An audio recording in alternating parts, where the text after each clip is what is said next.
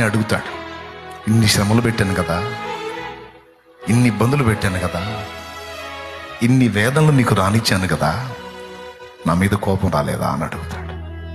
నా మీద బాధ అయ్యలేదా? ఎందుకని నన్ను వదిలిపెట్టలేకపోయినావు? ఎందుకు నాకు దూరం అవ్వలేదు? నువ్వు ఎలా నన్ను హత్తుకొని ఉన్నావు అని అడుగుతాడు.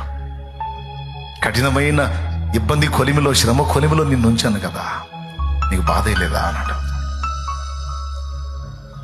నీ సెలవు లేకుండా నాకేది రాదుగా ప్రభా, సమస్యను అనుమతించిన నువ్వే తప్పించుకునే దారి కూడా వేస్తావు, నాకు తెలుసు. నీకు తెలియకుండా ఏది రాదుగా, అందుకే నీ వైపే చూశాను.